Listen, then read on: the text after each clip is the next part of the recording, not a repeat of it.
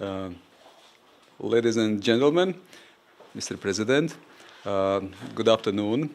My name is Andris Spruts. I'm director of Latvian Institute of International Affairs and professor at Riga University. And of course, today I think I should find my place, actually, not to stand in the back. Today, of course, I have a pleasure welcoming you all at the discussion on strategic communication. I will be very short in my introduction. I think we live in a world what we define in different ways, or we might define in different ways, or we hear it is being defined in different ways, be it a post-truth world, be it a world with fake news, it's a recent concept, of course, be it a battlefield of clashing narratives or clashing discourses. So we have different, you can say, approaches how we can define. But anyway, we live in a world where information is becoming really an important instrument of statecraft interaction among the states, influencing also different activities. So I think today it is important to look at this world, look what are the challenges for the states, what are the challenges for different stakeholders, what are the challenges for the societal actors in the context, what is the Latvia's toolboxes in this regard. So I think there is a importance to sustain this debate, and of course we are very happy also to cooperate with US Embassy in Latvia to have these very formative and timely discussions on agenda. And also I think that number of the people who have come today just demonstrates interest. It's raining outside, but still people are coming, and welcome, of course. So once more, thank you. We have, I think, a very distinguished panel. Usually the issue is that some speaker drops in the last moment. It's not the case today. We have very good set of speakers, but the moderator has been changed. So we have Māris Anģāns instead of Mārtiņš Daugulis. Mārtiņš has some, you can say, personal health issues, and that's why it is important that he is replaced. But I think we have very good replacement because Dr. Māris Anģāns is dealing with security issues, with psychological part of security issues as well, with strategic communication. The I is not because of strategic communication, because of some sport activities, I may assume. And Māris, of course, it's a pleasure sort of to give the floor to you, sort of to moderate the panel, and of course wishing all the lively, dynamic debate, and of course also inviting the audience to participate actively in this debate. So once more, thank you to the US Embassy for having this on agenda. Thank you. So thank you, Director Spruts, for the kind introductory remarks. So again, the biggest, of course, disappointment probably is me in this discussion, as of course I'm not Mārtiņš Daugulis.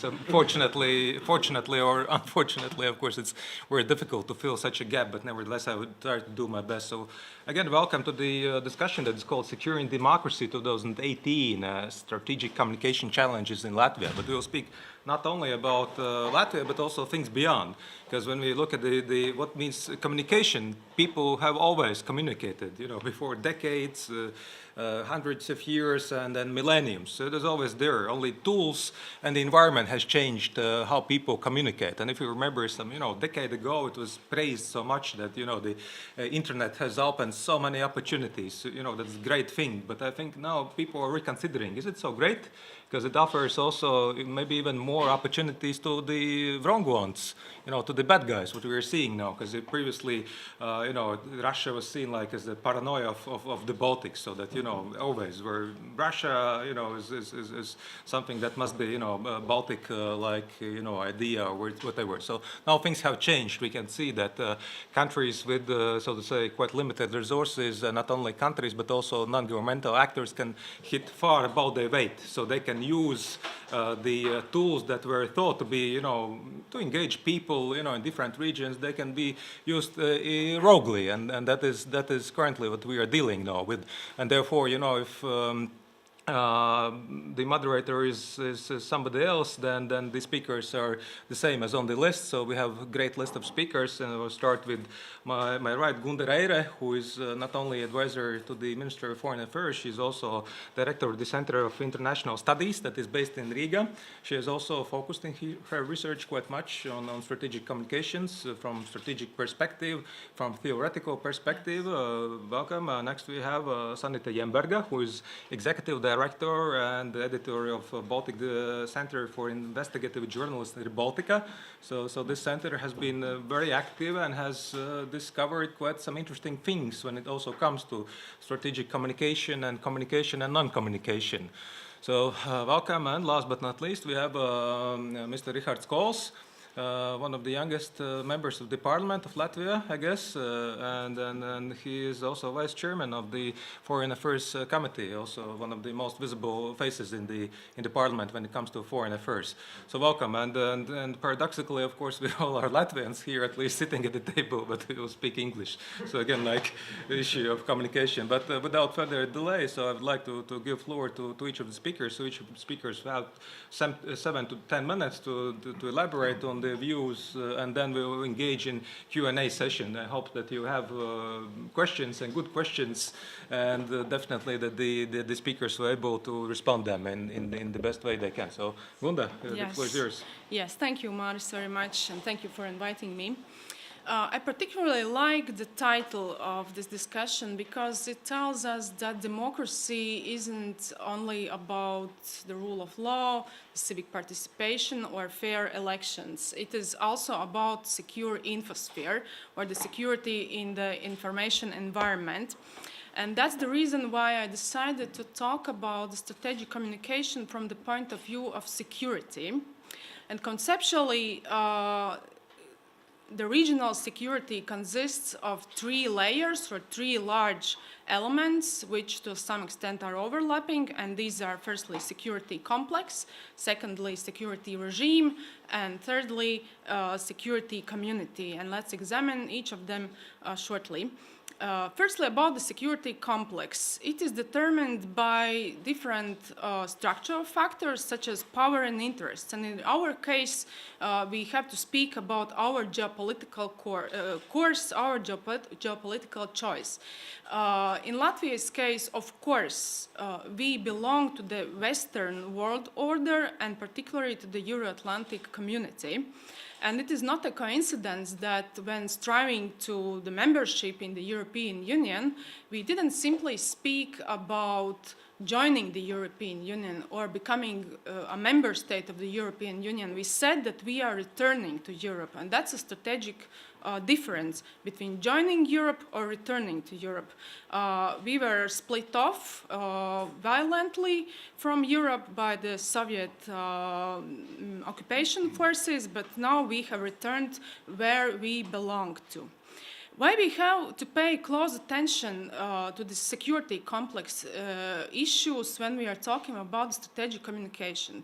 We all know that Russia's propaganda and hybrid warfare at large aims to weaken the Euro-Atlantic ties at large. It aims to split Europe and to disconnect the United States from Europe.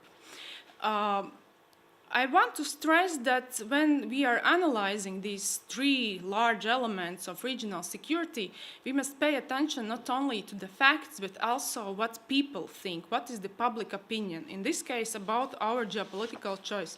And I saw that Arnis, hello, I will use your data. Yes, I have brought some sociology with me. And this is public data by the Public Opinion Research Center SKDS. Arnis Kaktiņš, director of the center, has joined us in this audience. And yes, we have people's opinion about the desirable orientation of Latvia's foreign policy. And I have to say that we have an interesting picture here. Asked about one half of Latvian-speaking society says that Latvia's foreign policy should be oriented towards Western countries. and 1/2 of the Russian-speaking population in Latvia, or even slightly more, 54% says or wishes that our foreign policy would be oriented towards Eastern countries, including post-Sovietic space, including Russia. I have two main conclusions here. Firstly, we can observe a clear division on the issue of priority direction of our foreign policy, and we can see that there is a part of society which in fact questions our geopolitical choice. And the second conclusion is that although in the Latvian-speaking society the choice in favor of the West is more pronounced, still it is only 1/2. Therefore, we can conclude that this is the first challenge or first aim of our strategic communication, to strengthen this idea of our geopolitical choice, to strengthen the idea of belonging to the Euro-Atlantic space. The second element of the regional security is security regime, and it consists of functional factors such as institutions, rules, and norms. And we can say that a society can be secure and democratic only if it lives in a state based on the rule of law. And here again, public opinion about the rule of law, also this is SKDS data. People were asked about judicial processes in Latvia, whether they are fair and just, and these data are really disturbing because 55% disagree with this. 55% of people of Latvian society think that judicial processes in Latvia are not fair and just. I must say that these are feelings, of course. These are opinions which not necessarily correspond to the reality, but nevertheless, we know from the public relations that real is not what real is. Real is what people think what real is. Therefore, the second task of the strategic communication to strengthen belief that we live in a just state, that we live in a state based on the rule of law. Shortly about national and international institutions. We have joined different Western structures, Western international organizations. We want to be in the core of the European Union. We also want to be active participants in European Union's reform process. But I think that security is weakened by the opinion, which does not dominate, but it still exists, that the European Union forces to do something against our will, or Latvia is too small or maybe too weak to influence ongoing processes in the European Union. And here I have, again, SKDS data where people were asked, what do you think? What is more important, closer cooperation and integration in international structures such as the European Union and NATO, or maximum Latvia's independence, including preservation of sovereignty? And 1/2 of society thinks that maximum Latvia's independence is more. Therefore, the third task, we must strengthen the idea that the path of joining different international organizations and Western structures was the right path. And we must strengthen the sense of belonging to international structures. About the third element, it is security community, and it is determined by factors of ideas such as values and identity. And these are not philosophical terms. Rather, it's about everyday's opinions, about everyday's beliefs, systems of beliefs, about the mood in society and sense of belonging to a particular part of the world. And why it is so important to talk about values and identities when it comes to the strategic communication, because every propaganda aims in the first line to destroy the system of values. It tries to replace it with different system of beliefs. It tries to spread fear, uncertainty, and I must say that the society which loses its ground and loses its system of values, it becomes anxious, uncooperative, and easy to manipulate. Here I have the data of Eurobarometer, and finally, good data, good news. People were asked to what extent does the statement "you are a citizen of the EU" correspond or not to your own opinion. And here we see that 70% of Latvia's population, they say, yes, I do feel like a citizen of the European Union. And I must say that this result is slightly better than the average of the European Union and much better than the results of the United Kingdom, Greece, France, Bulgaria, and other countries. Concluding, I want to really emphasize that the task of strengthening Latvia's Euro-Atlantic identity is a priority in our strategic communications. But of course, strategic communication isn't a magic stick. And we also know that deeds speak louder than words. Therefore, all our activities in the sphere of strategic communication must be backed by real political action, by real political decisions and real changes in society. We may ask why it is so hard to develop strong narratives, strong stories, why it is so hard to answer Russia's propaganda properly. And I think that here we can compare two very well-known strategic thinkers, General von Clausewitz and Sun Tzu, the author of The Art of War. And General von Clausewitz believed that the purpose of war is to win it.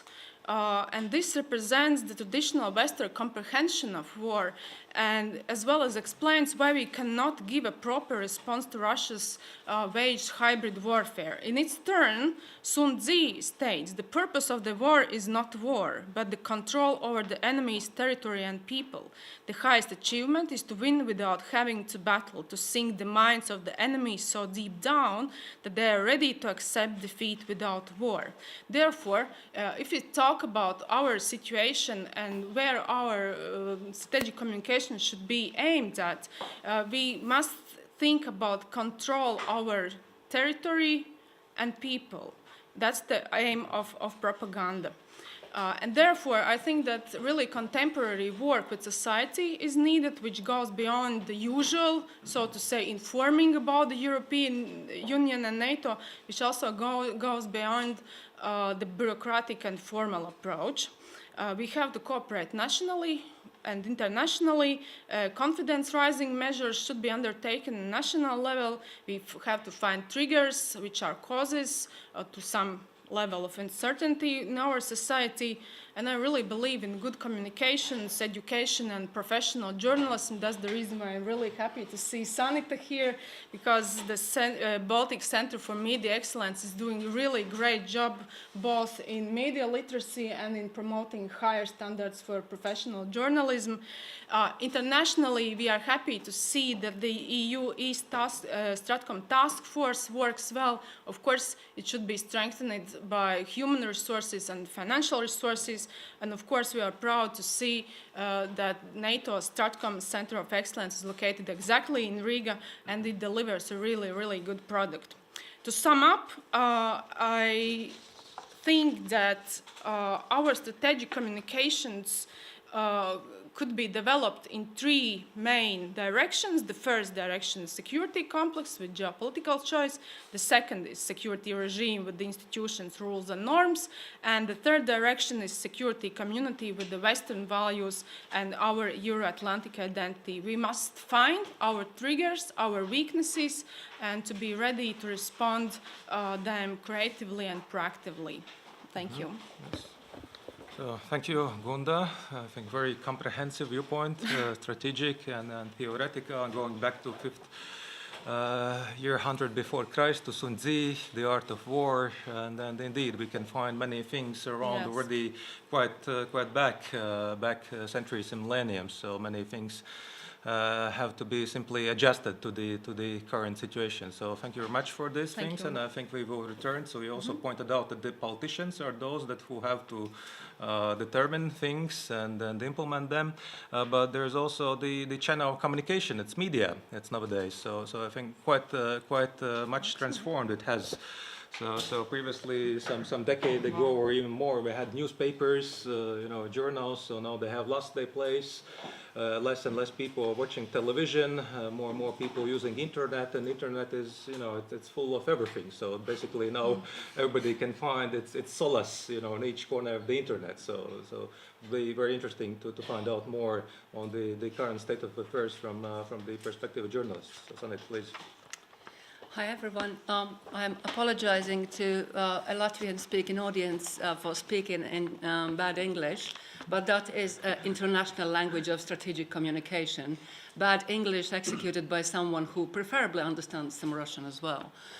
And I was invited to talk by Latvian Foreign Policy Institute, and thank you for that. These days, I'm almost refusing to go to talk to any place where I see the word strategic communication or media literacy, because I'm genuinely sick of it. And I'm sick of it because since we move on from Crimea, these two terms are getting so broadly interpreted that almost anything goes under them and loses the meaning, including the regular public relations. But I came because Cynthia asked me to talk about perspective of future. And there are 2.5 things which genuinely worries me regarding strategic communication in Latvia. And none of them is, believe it or not, Russia. They're two totally different things, and I would like to talk about them. And the first of those things, and for me, strategic communication is a very simple concept. There is attacking or aggressive country which tries to achieve foreign policy, defense policy targets, and does it not only military but also with the help of information and changing of narratives and people's views of things. And on another side, there is receiving country which builds up resilience of the population to actually distinguish that this is happening. So these are two things I want to talk about. And the first thing which genuinely worries me is the biggest country in the world, Facebook. And this is what worries me regarding next year, because frankly, there's just one thing which we can predict next year, which will happen in Latvia, and that's elections, parliamentary elections. And when I think about moments when Russia has tried to influence other countries, it's obviously election time, and I don't think we're in any way different. I don't think Putin really wakes up every morning thinking about, what could I do in the Baltics? We are just collateral damage to the Western Europe, very easily inflammable damage, so that's very handy. But elections are the moment when you can really look for influences in strategic communication. And we have a very regulated environment. You have to really tell how much you spend on telly, on newspapers, and outdoor advertising. We have to tell what you spend on Facebook. But the thing is, no one really verifies. Because Facebook don't give those data to the countries which are not in the size of United States, where Congress is investigating their accounts.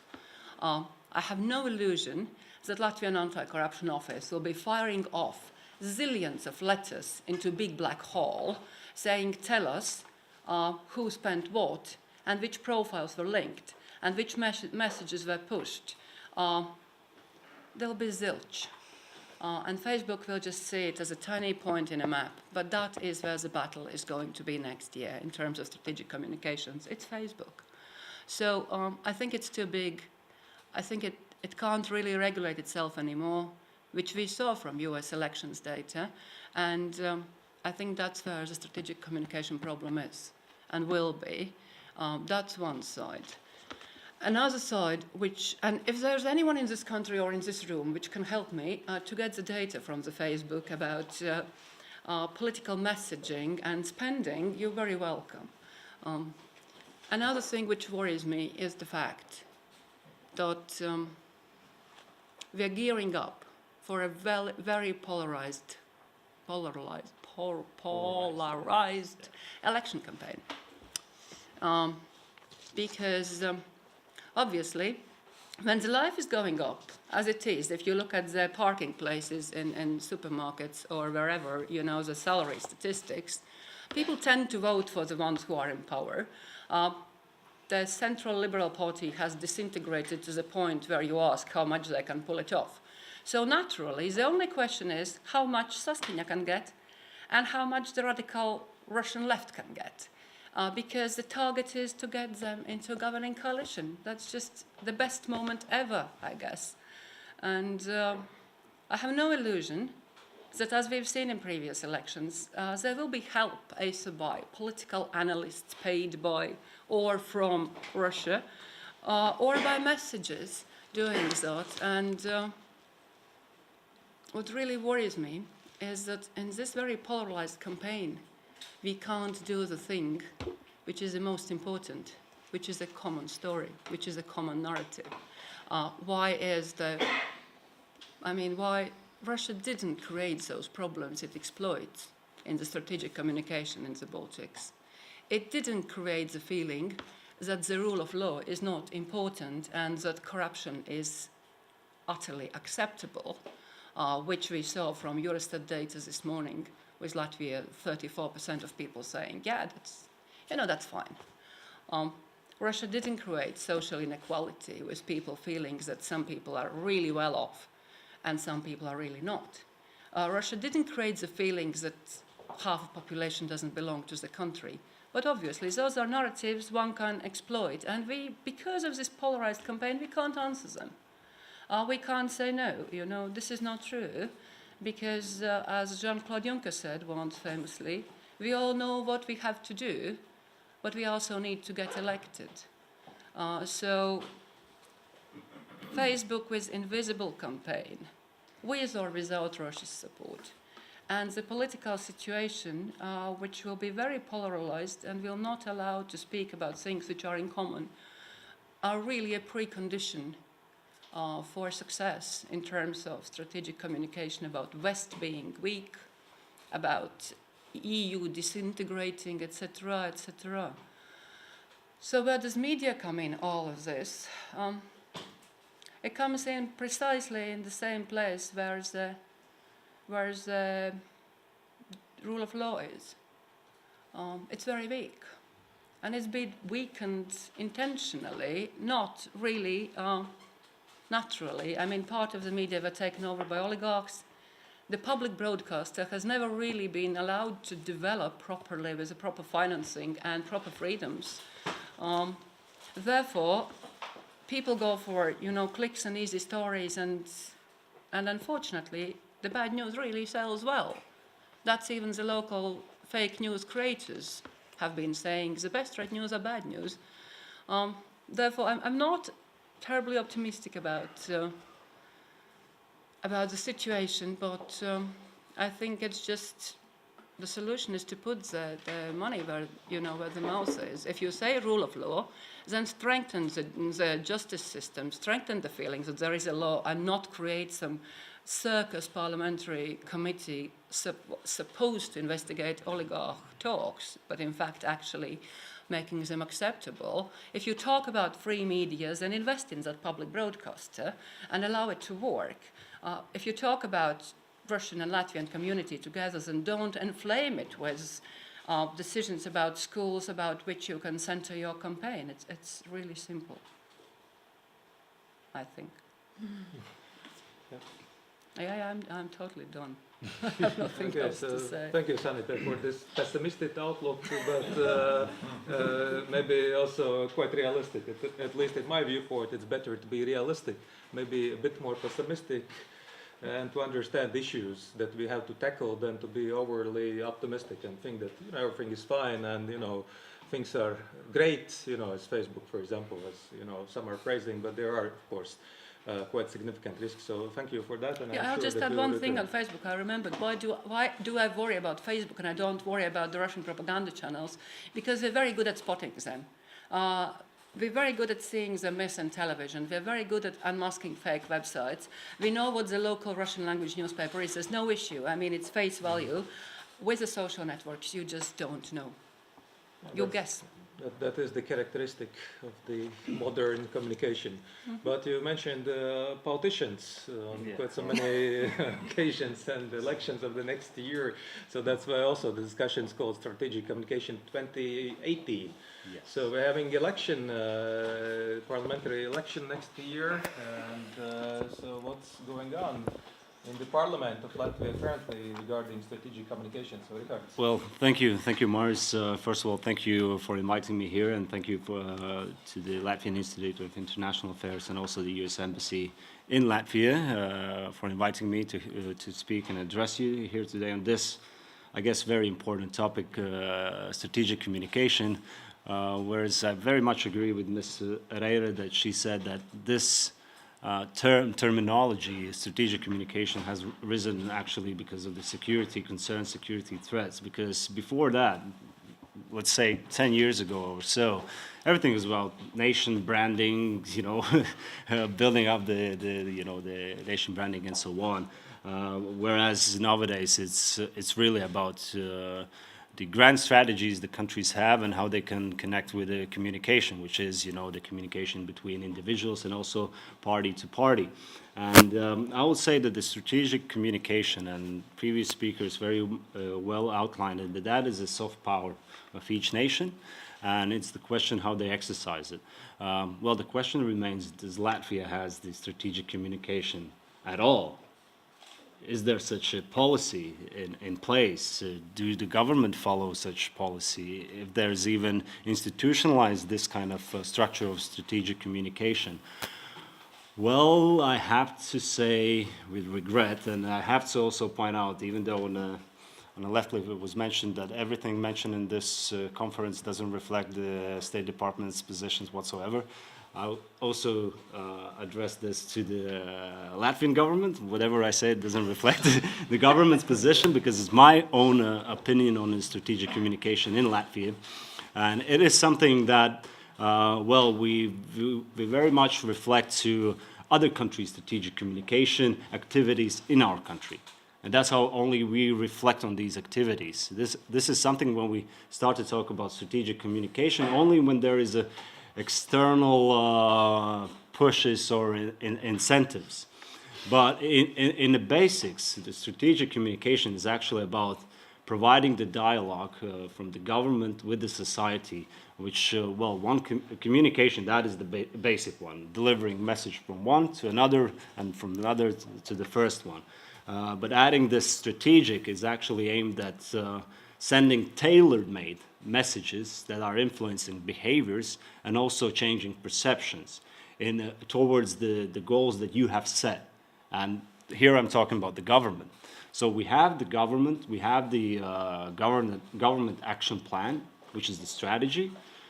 And the question is, do we have the strategic communication for this strategy to be delivered to our society?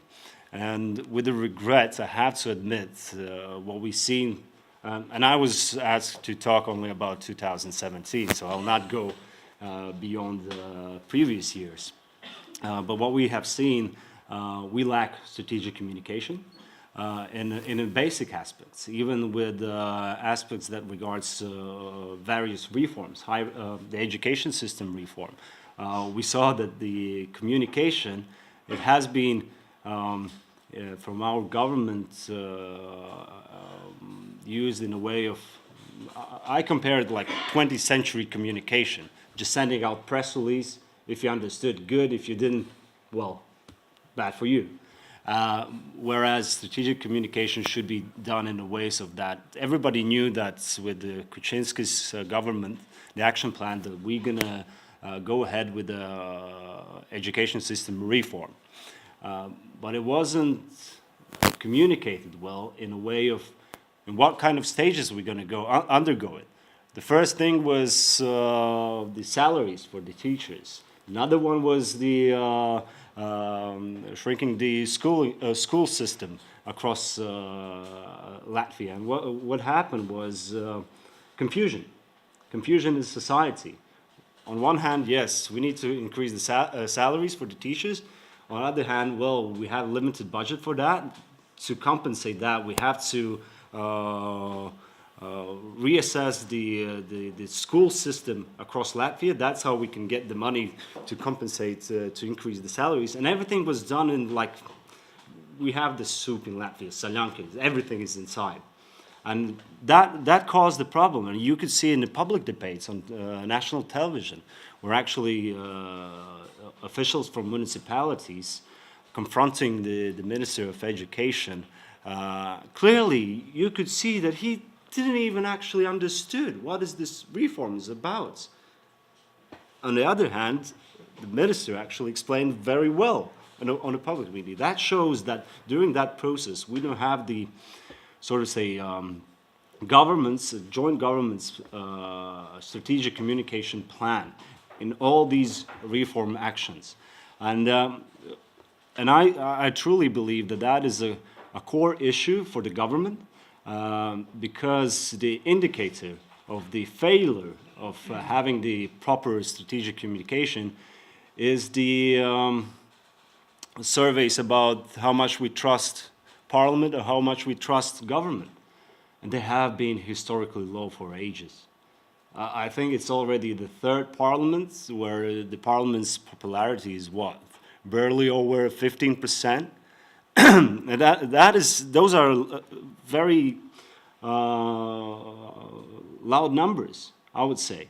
And the question is what we have done in a way of better communicating with our society, involving them in the decision-making process, enhancing the civil society altogether, to improve the trust in the decisions that we make in the strategic plans that we are setting for our country altogether. And I would like to reduce to very concrete action plans that I would love to see to be formed. We lack one center of communication, both for government and for the parliament. There is no one place where actually the media can gather, where politicians can gather and express their views, their incentives. We have the Prime Minister has the secretary, the press secretary, right? Well, we can compare with the United States. How often the press secretary comes out and delivers, positions on different decisions and so on? Every single day. Every single day on several occasions. When was the last time we saw the press secretary of the Prime Minister? I don't recall. And that is a problem, the communication altogether. We don't have a space where to conduct these communications.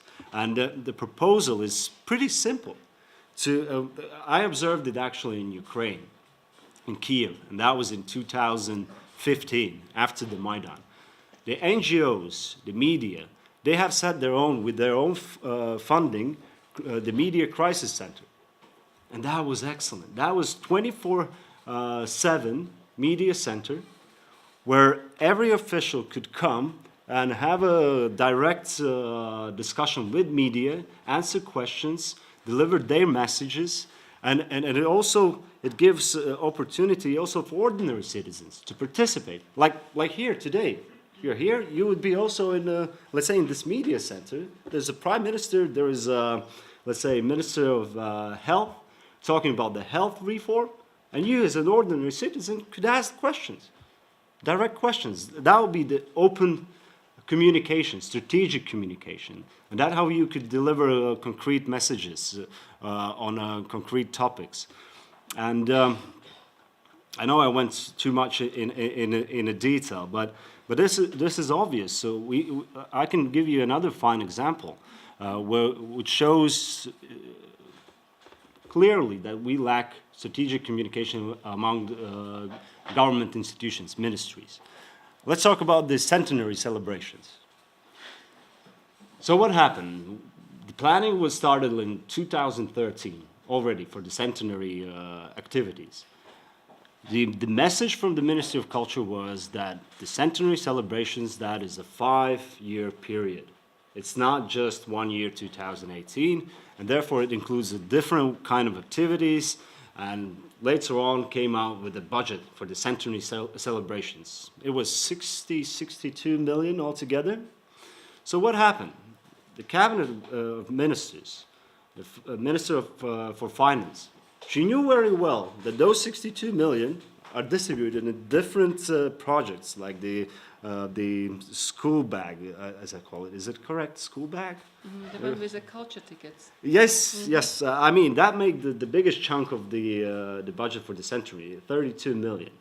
And then, you know, for the fireworks and different social activities, it was a smaller amount of money. But what happened? The Minister for Finance just came out. Yes, we're going to spend like 62 million on celebrations, on centenary celebrations. So what kind of message did we send to the society altogether? Well, it was the feast during the plague. That was the label of the centenary celebration budget altogether. Again, failure in communication, strategic communication. And I could go on and on with the budget, for example, as well. I should mention not only the bad cases, but the good cases as well of strategic communication. In my assessment, the very fine strategic communication that shows Latvia's activities is actually in regards to the defense. In that regard, ask anybody on the street, are you against 2% increase for the defense budget? No, yes, we need that. We need that. It's for our good, for our own good. And overall, you could see that the perception about NATO altogether is very positive. And that has been done very aimlessly, purposely by the Ministry of Defense, together with our allies as well, in explaining what is the benefits for us in the long term and why we need to do that. Of course, as I mentioned, all these activities that has been shown very positive results in society has been pushed by external activities. And previous speakers mentioned the Russian activities and so on. And last but not least, I wanted to say that, I have to say, unfortunately, we still lack strategic communication policy for the government, for the state as a whole. There are various incentives that are on the table, under discussion as well. But nevertheless, strategic communication from a country, that is one thing, but we have to know and acknowledge that there is other strategic communications going on in Latvia from external actors. And their purpose is way different, and the question is how we tackle with that. I will stop here. Thank you.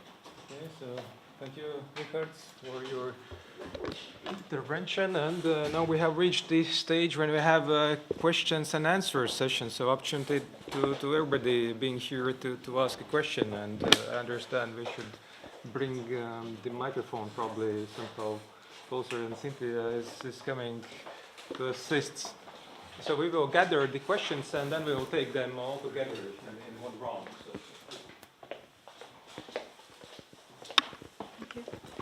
Hello, my name is Katarina Zarembo. I'm coming from Ukraine, from New Europe Center. I'd like to thank all panelists because right now our institution, together with the Latvian Institute of International Affairs, are preparing a bilateral study on Ukraine-Latvia relations. So basically, everything that you said, I soaked up as a sponge, basically. I have many questions, but I will keep myself down to two. One is, I heard a statement recently that Latvia, having already fulfilled all the criteria for EU and NATO membership, is basically not owing anything to anyone anymore, and hence all the reform, backtracking, anti-democratic movements can rise up. Would you agree with that? How would you say this statement? And another question is, I'm very much interested in this concept of Latvian Euro-Atlantic identity. We don't even have this kind of concept in Ukraine of European Euro-Atlantic identity. So is there anything that Ukraine can do to strengthen Latvian Euro-Atlantic identity? Because maybe Latvia feels less of a purpose in that, but we in Ukraine feel very much need of your strong identity in order to look up to you and other partners in the EU and in NATO. Thank you very much. Could you please clarify the first question, because it says the second clear about Okay, okay. Let me rephrase it. So for Ukraine, the motivation to reform is basically aspiration to join the European Union and NATO. So this is our driver. If we didn't have it, if we don't have it, there can be anything. So any regress, any kind of in nationalism, in reform, backtracking. I'm asking the same about Latvia. Could it be true for Latvia that since you have already fulfilled all the requirements, all the criterions, and now you basically, you're independent in your decisions in terms of union memberships, you're already a member. Can it mean any negative tendencies, any regresses in your country, in any spheres, in media, in good governance, in anything? Thank you. Let's gather questions, and then we'll take all them. Isn't there a question? There definitely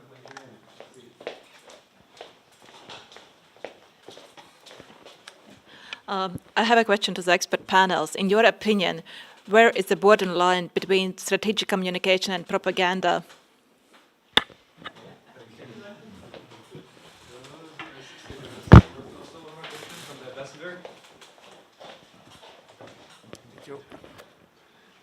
Well, I agree very much with Anita that the words fake news and disinformation and Stratcom are used too often and in an unbelievable degree of occasions, I think even higher than in Western Europe or my own country. And that brings me to the question, might it be the case, as the panel members see it, that because Latvia has perhaps more experience with fake news and with Stratcom than other countries in Europe, that the resilience here is already higher and that in fact that you are better prepared for it than some countries in Western Europe?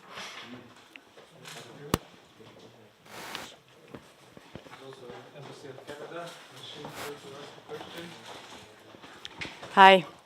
Thank you very much for what is a fantastic panel and a very interesting discussion. I have a question, actually, and I wanted to pick up on a point that I think you made, Mr. Coles, but everybody else feel free to comment.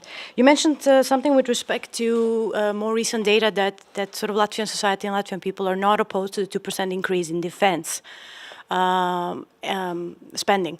I'm curious whether you see this, and this picks up on the comment that you made, Ms. Jemberga, on the polarized electoral campaign this year, actually next year, as you mentioned. Do you think there would be any appetite for starting the debate on sort of guns versus butter, if you will? In other words, is there any likelihood that perhaps some of those views on the value added of spending 2% may shift once the discussion shifts with respect to economic reform, economic inequality? Is it wise to continue to spend or increase?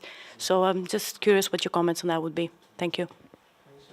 Maybe the last question and then the last. Oh, sorry. Thanks so much. Elizabeth Vizgino, the Latvian Institute of International Affairs.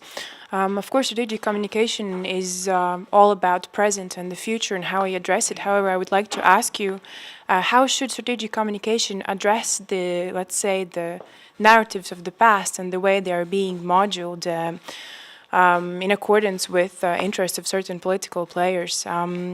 Especially, I think this is important to ask in the wake of populist movements in the rest of Europe. So perhaps there are some prevention or precaution that should be taken in Latvia. And perhaps a second very short question. Strategic communication treats citizens as passive objects. However, I would like to ask whether there is some work that needs to be done in the education sphere, especially in schools.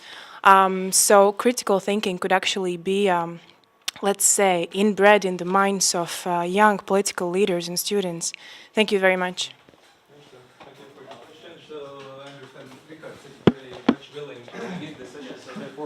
I'd like to offer that each speaker takes as many questions as he can, and that's also an opportunity to omit something if that is not.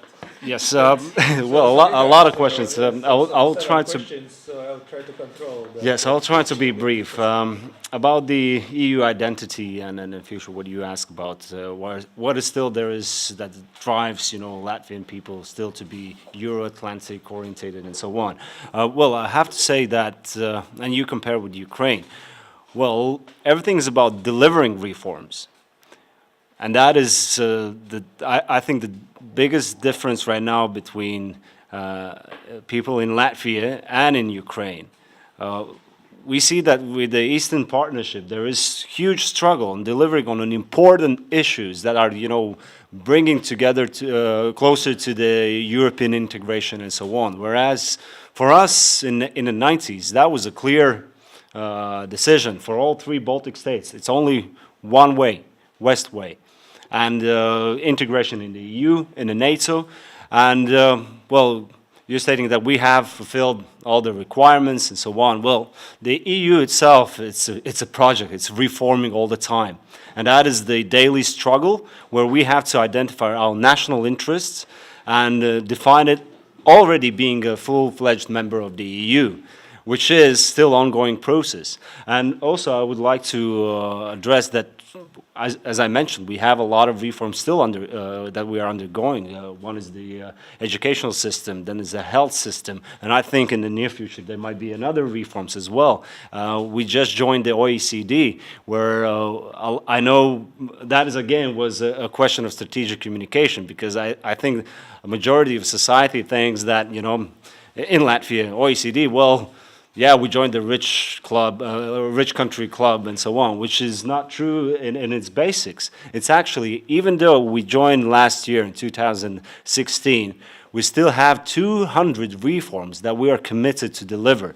So that is an ongoing process, and all of those reforms are increasing the well-being of our citizens and the security and prosperity of the country altogether. So that is not a static something that you reach and you stay at some point. It's all the time increasing the bar. About the elections and 2%, right? So will be there any change in the next year? Well, I can only solely talk about my own party, National Alliance. We have already announced that we have to increase the defense and budget by 0.1%. That will be aimed at increasing annually. That is not something that we stop, that 2% is done. Another thing is it's very much connected right now, the NATO and the EU cooperation. So we will see where there will be different opportunities also for Latvia altogether. And well, I don't think there will be some incentives coming from any political party, maybe anti-globalist or something like that, a minor party that will announce that, we have to leave NATO, we have to leave EU, but that is something that's been there, for all the elections and so on. But for, I will not call mainstream parties, but the current coalition parties, I don't think anybody will suggest something like that in the near future. Yeah, but Richard, may I kindly suggest that you answer also the question about strategic communication propaganda. So where's the difference? Because a year ago we also did a research on the Latvian defense sector. So how, that communication, is that not going too far? No. They are, so to say, trying, to suggest something. So what you have to write, even though, each state has obligation and then necessity to tell something. Because when Russia is speaking, yes, China or whatever, that is propaganda. When we are giving our narrative, then it's it's quite a slippery floor. Well, so where you would draw the attention so that it is like it doesn't become counterproductive. So that from one point of view we teach the people critical thinking. So yes, think critically about everything that is said. And where is the margin in your opinion? Well, one is saying and delivering. And strategic communication is all about that. Saying and reflecting on what the perception is in a society and behavioral. On that based, you evaluate and deliver. And that is strategic communication. Rather on propaganda is just saying, spreading message with no kind of basis whatsoever, with the aim of just, disinformation or undermining governments and so on. But for the government itself, it's strategic communication is really messaging, concrete messaging. Recipient receives it. You analyze what is the reaction, reflection on that. Are you actually delivering that or not? And in the end, you deliver. I think that is my understanding of strategic communication. Okay, thank you very much.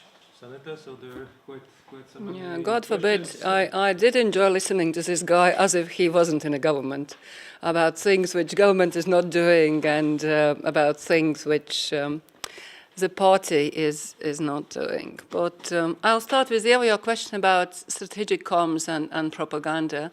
I think I draw the difference at the lie. Because the government has a task to actually push a certain line of what it's doing and what it's doing for citizens, and to deliver that line.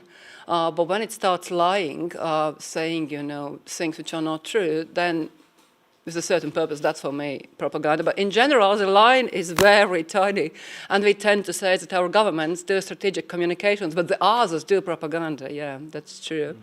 About 2%, no, there's no discussion about 2%. There will be no discussion about why is NATO troops here, shall we not be a peaceful nation whatsoever? No. That part is over, and Ukraine paid for it. And even the people who disagree with NATO troops being here, they don't say it loudly. They say, wouldn't it be better if no troops were here at all? But no, that's not going to be a topic. The topic in next year's elections, unfortunately, is going to be Russian schools. And that's going to be a big one, and that's going to be a divisive one. Thanks a lot. About Ukraine, you're absolutely right. EU pushes the countries as much as it can before they join. And at the moment when they let them join, they let them lose, because it's kind of, you're civilized enough, you're supposed to behave. And I think it's wrong, because we see what's going on in Hungary. We see what's going on in Poland. We see what's going on in Romania regarding fight against corruption. I think EU just simply should take money away from the ones who really doesn't behave according to the rules. But you're right. When you're in, you start to do sort of things. And I have to apologize that your countrymen died for those European values, which my countrymen say, they're just natural, we belong there. About how you could help us with becoming more European, you actually did. You already did. Because when Russia invaded Crimea, they kind of realized, thanks God, that we managed to get into EU and NATO, and we should defend it. We should defend that. But in a positive example for Ukraine, I think the Baltics is a good example that it is possible. It is possible to at least partially come out of ex-Soviet past and be a normal country, with the drawbacks and the stuff, but be a normal country. So I think there was recently, I don't know how many of you saw the film on a Latvian public broadcaster about the reality of Soviet Union. Unfortunately, it was just in Latvian, but it was, the propaganda movies from Soviet times and the actual reality, people telling about, what happened in the houses where the children are born, etc. And it really worked, because it showed where we were and where we've gone, without any element of lie, propaganda or something. That sort of thing works. And for Ukraine, your problem is the same as the Russian problem is. There's no offer to Russian-speaking people who are European to join EU in some way. It's like you're there, and we're not really letting you in. There's no offer on that. What have I forgotten? I think I have forgotten nothing. Sorry. Yeah. One question I would like to add. You mentioned Facebook. What should they do? Because some countries know what to do. They block it. I'm sorry. Oh yeah, thank you. For example, people keep China, so they're creating new other, so to say, channels of communication that they control, like WeChat, Weibo, and then others. So what should we do? Maybe again here when we speak about the liberal democracy, so that there's the intrinsic vulnerability, so that we are so open, and we are open both to diversity of opinions. At the same time, we are also open to diversity of adversaries. So is there something, you also mentioned that the United States of America, of course, in the Congress, they can call in Mr. Zuckerberg or his representatives. And but what should we do? Is there anything else? You mentioned that the media literacy is not something that sounds well to your ears. So is that so bad? Maybe something that we can do and should do. Well, I'm definitely against any banning. I think we should defend what we have, the freedom of speech we have, and nothing.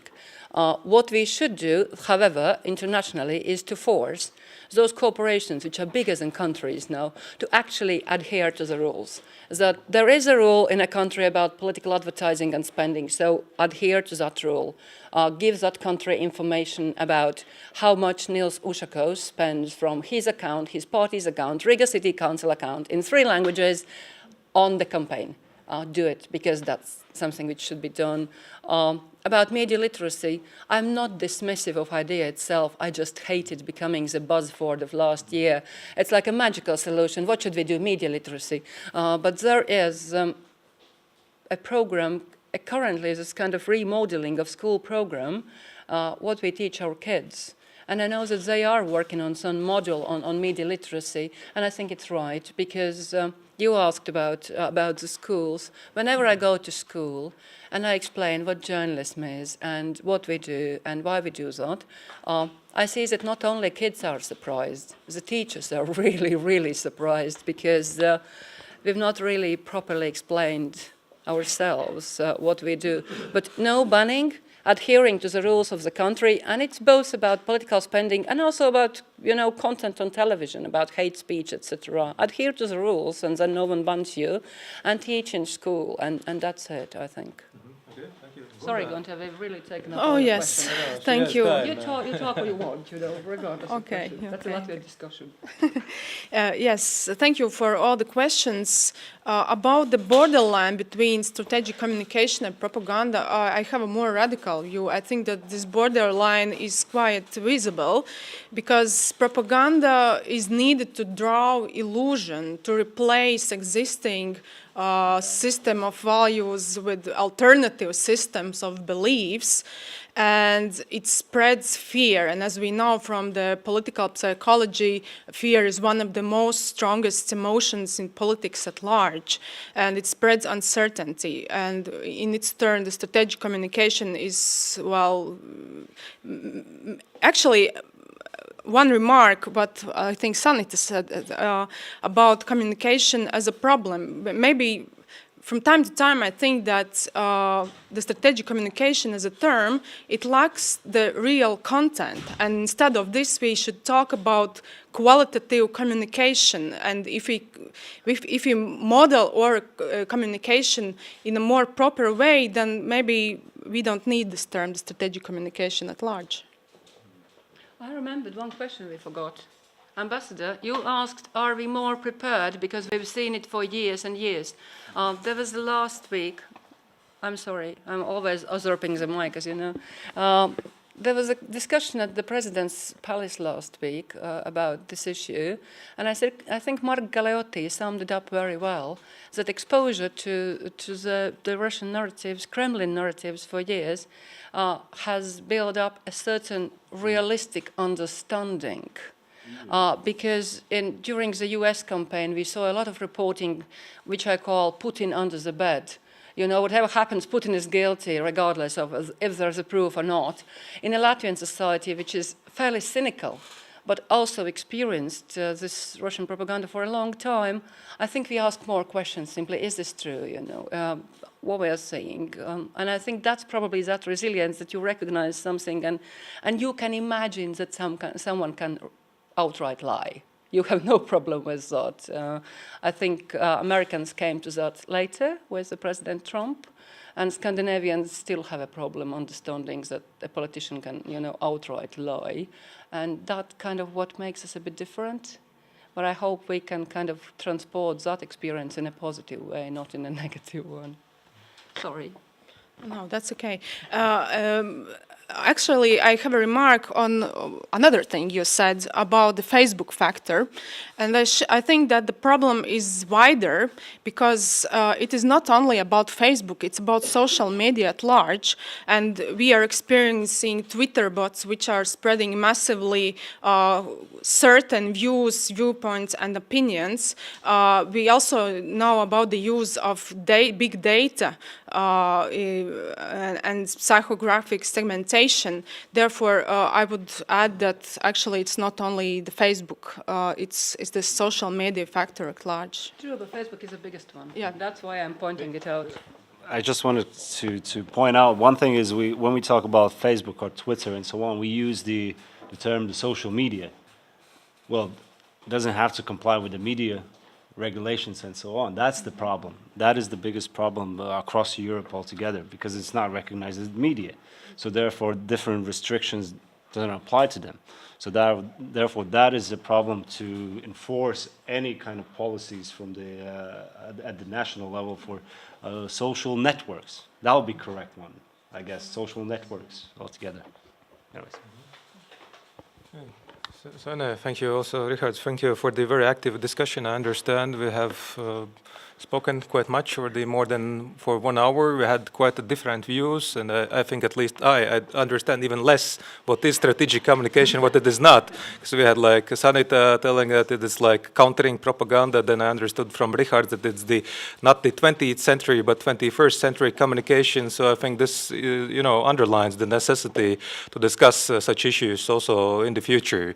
And even though they might sound ambiguous and unclear, but through discussions we can try to understand better and find some solutions. So with this, if the director's Spruce is not willing to tell any concluding remarks, and he's not willing to do so, no, he does.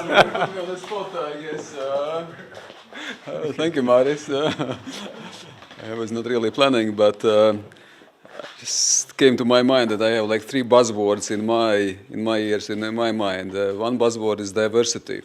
Diversity actually of understanding what is strategic communication, and diversity of our society, which reflects that basically I think it has a essential conceptual strategic challenge to deal with strategic communication from democratic countryside, because it's much easier to deal it from the perspective of Mr. Putin. It's much more difficult to deal it here. The second one is resilience, another buzzword. Now resilience is in all documents, European Union, NATO, Latvian, etc., etc. I have again some challenges with this a bit, because I think one thing is which is the key, and I would agree with that. I think that one of the elements of resilience is to have understanding of things, to be critical about things, so to approach critically. But at the very end, resilience and strategic communication, it is something deeper. And I think I liked what Sanita was saying, that we can speak about, you can say, this outside building, how nicely we communicate, how frequently we meet with society in terms of press conference. And I actually very much agree with Richard. It is very important. But at the same time, I think there are more fundamental issues behind it. On a consolidation of society, on a corruption. So you can have an excellent communication, but if there are deeper problems, I'm sorry to say, that actually becomes a propaganda instrument in this case for inefficiency of the state, for inefficiency of, let us say, the conditions. The third and last one is Facebook. We live in a Facebook world, so what to do with this exactly to prohibit it? Of course, the one thing is you can have an individual approach, so each of us becomes some sort of strategic communicator. So we to provide our own messages, and it goes together with diversity. I think we will not avoid diversity, and to some extent you can say responsibilities in our own hands. Our responsibility, of course, is to put this discussion on a Facebook. It will be in terms of the pictures, in terms of the video. So I think that it will be the wider reach. So we at least do our part of this. Anyway, this is just a reflection on things. I think thank you so much, because it was really great debate. I really sort of enriched myself and answers. This is another issue, but I think also the communication among us, it is a part of, you can say, this resilience, deeper resilience building. So thank you so much. Thank you also to the US Embassy, and I think enjoy the coffee, and still let's continue discussions. Thank you.